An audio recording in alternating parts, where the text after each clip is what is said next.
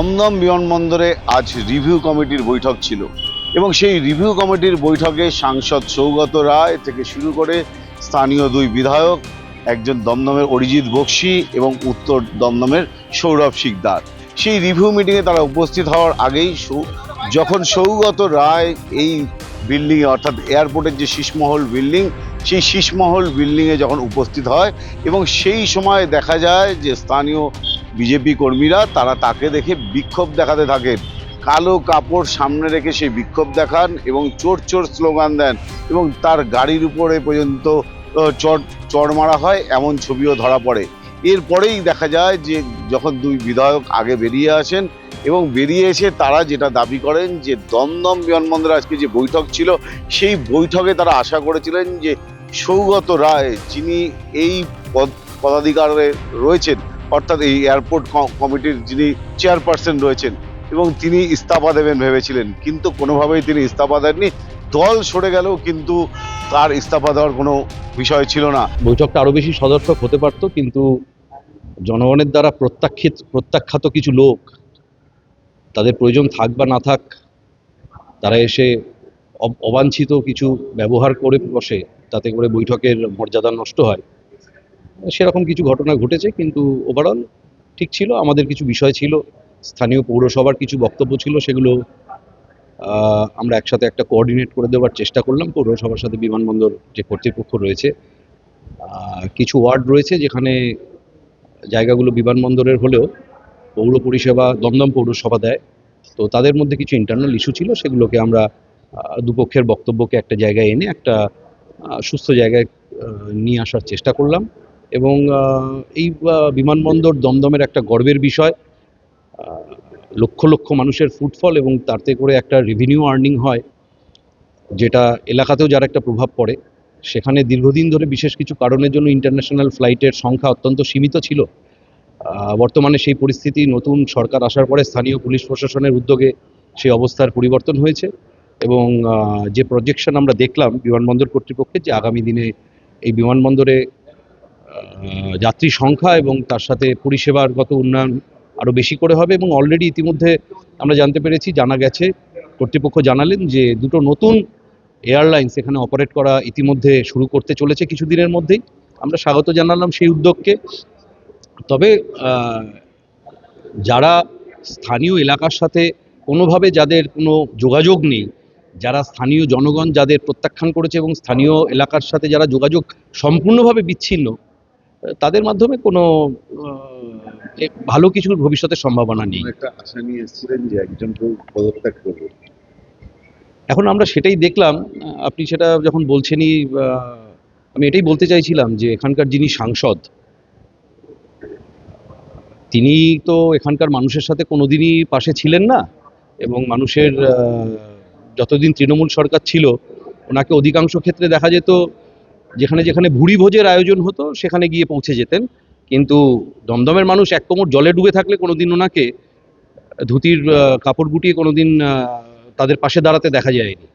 তা আজকেও আবার লজ্জার মাথাকে এখানে পৌঁছে গেছেন। সবাই এক্সপেক্ট করেছিল যে দমদম যখন ওনাদের দলকে একদম সার্বিকভাবে রিজেক্ট করেছে, সেক্ষেত্রে এখানে এসে ওনার তো বিশেষ কোনো ভূমিকা নেই। সেক্ষেত্রে যদি আত্মসম্মান বোধ থাকতো, ওনার এখান থেকে পদত্যাগ করে বেরিয়ে যাওয়াটাই সমীচীন হতো। কারণ আপনি দেখেছেন, উনি যখন ঢুকছিলেন, দমদমের সাধারণ মানুষ ওনাকে দেখে, যারাই সামনে ছিল, কীরকম ক্ষিপ্ত হয়ে উঠেছিল। আমাদের গিয়ে ল অ্যান্ড অর্ডার সিচুয়েশনের পুলিশকে গিয়ে ল অ্যান্ড অর্ডার সিচুয়েশন সামলাতে হয়েছিল এবং আমাদেরও তাদের পাশে দাঁড়াতে হয়েছিল। যেখানে উনি বুঝতে পারছেন দমদমের সাথে ওনার কোনো যোগাযোগ নেই, দমদমের মানুষ ওনাকে চায় না, দমদমের সিস্টেমে উনি কোথাও নেই, সেখানে এই পদ আঁকড়ে চেয়ার আঁকড়ে বসে থাকা, এই নির্লজ্জতা তৃণমূলের নেতাদেরই মানায়, সেটাই উনি কন্টিনিউ করছেন। আপনার পুজো পৌঁছে যাক বিশ্বের দরবারে। প্রতি বছরের মতো এবারও আর+ নিউজ নিয়ে এলো শারদাঞ্জলির সেরা সম্মান 2026। অংশ নিতে সকাল 10টা থেকে সন্ধে 6টার মধ্যে সরাসরি যোগাযোগ করুন আমাদের অফিসে অথবা কল করুন 9836323248 এই নম্বরে। শারদাঞ্জলি শুধুমাত্র আর+ নিউজে। মেইনলি যাত্রী সুরক্ষা, যাত্রী স্বাচ্ছন্দ্য, এগুলো কিভাবে আরও ঠিক করা যায়। এয়ারপোর্টের টার্মিনাল সম্প্রসারণ নিয়ে কিভাবে প্ল্যানিং করা যায় এগুলো নিয়ে মিটিং হলো, এবং আরো ইন্টারন্যাশনাল ফ্লাইটের সংখ্যা কি করে বাড়ানো যায়, মূল এগুলোই। না, আজকের মসজিদ ইস্যুতে ছিল না, কারণ হচ্ছে দেখুন সুরক্ষা এবং সিকিউরিটির জন্যে মসজিদটা সরানো একান্ত দরকার, এবং এই মসজিদটা থাকার জন্য এয়ারপোর্ট সম্প্রসারণে, রানওয়ে সম্প্রসারণে অনেক সমস্যা হচ্ছে।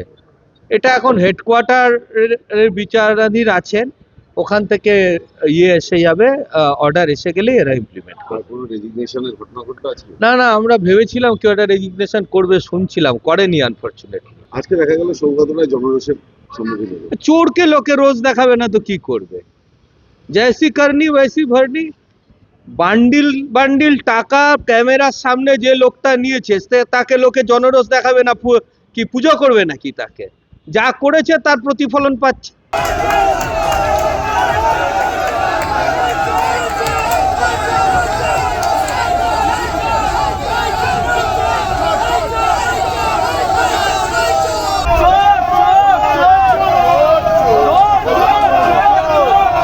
বারবার করে তারা চাইছিলেন যে ইস্তফা তিনি দিক, উল্টে এটাও দাবি করেন যে ইস্তফা দেননি এবং সেখানে একাধিক ভুল সিদ্ধান্ত তারা নিচ্ছেন, এবং এমনটাও কিন্তু বারবার করে দুই বিধায়ক বলছেন।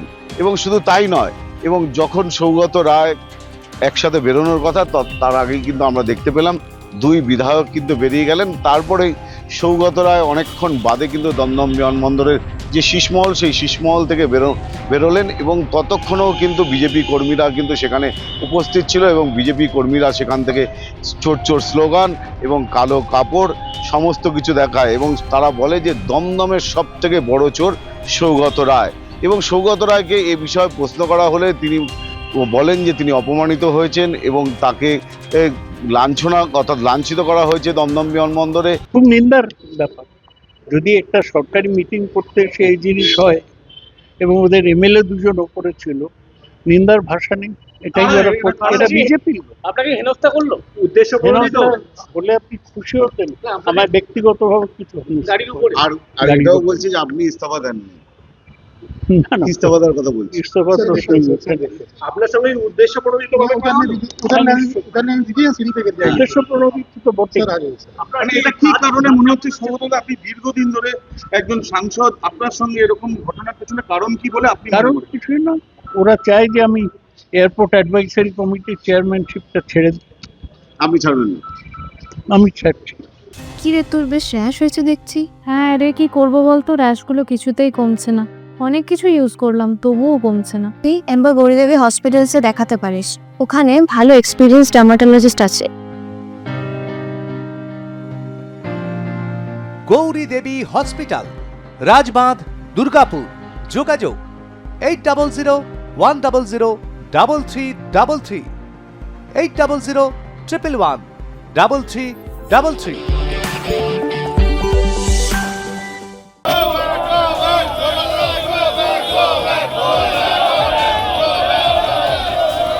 তিনি আরও দাবি করেন যে তিনি কোনোভাবে পদ ছাড়বেন না, এবং সেই পদ তিনি যে পদে রয়েছেন সে পদেই তিনি আসীন থাকবেন। এবং শুধু তাই নয়, যে আজকে যে সমস্ত কর্মীরা এই বিমানবন্দরে এসেছিলেন বিজেপি কর্মীরা, তারা তাকে দেখে ধিক্কার জানায় এবং বিভিন্ন স্লোগান দেয়, স্লোগান শাউটিং হয় এবং বিভিন্নভাবে তাকে কটূক্তি করে, এমনটাও কিন্তু দমদম বিমানবন্দর থেকে তিনি জানালেন। এরপরেই কিন্তু গাড়ি নিয়ে যখন এখান থেকে বেরোনোর সময় তাকে ফের কিন্তু আবার কালো কাপড় এবং চোর চোর স্লোগানে দেওয়া হয়, এবং তাতে কিন্তু তিনি অপমানিত হয়েছেন। লাস্টে কিন্তু গাড়ি নিয়ে এখান থেকে সরাসরি বেরিয়ে গিয়েছেন। দমদম বিমানবন্দর থেকে বিশ্বজিৎ পাল, আর প্লাস নিউজ।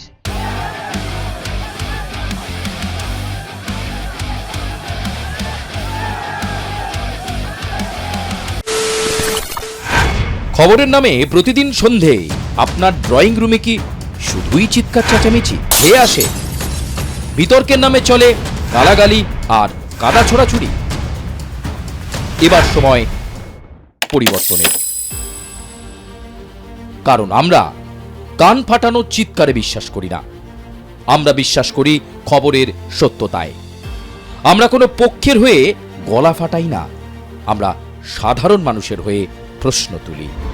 চিৎকার নয়, শুধু খবর হবে, যেখানে বিতর্ক আছে কিন্তু কুৎসিত ঝগড়া নেই। সঠিক তথ্য, বিশ্বস্ত খবর। নজর রাখুন আর প্লাস নিউজে।